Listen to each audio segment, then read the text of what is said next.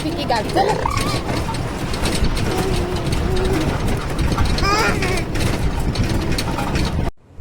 মিহি প্রথমবার ওর দাদা আর পিপলির সাথে ঘুরতে বেরিয়েছিল।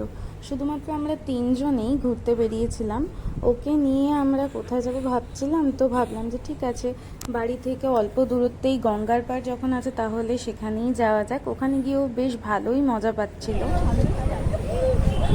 কোথায় যাবি? কি দেখছিস? কি দেখছো মা? বা মানে বার্ড। তো কোথায় আছে বা?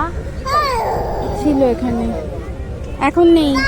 ওরা সবাই ওদের বাসায় চলে গেছে। এখানে অনেক বাচ্চারা এসেছিল তাদের দাদাদের সাথে ঘুরতে, আর ওরা একে অপরকে আবার ডাকছিল, টাটা করছিল। এগুলো বেশ দেখতেও ভালো লাগছিল। এরপরে আমরা চলে গেছিলাম মহাপ্রভুর মন্দিরে দর্শন করতে। কই যোগু দাদা? আয় আয়।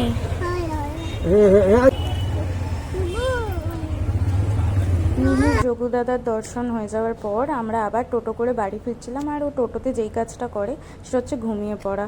ও আস্তে আস্তে ঠিক ঘুমিয়েই পড়ছিল। তো এইভাবে একটা বিকেল ওর সাথে বেশ ভালোই কাটে।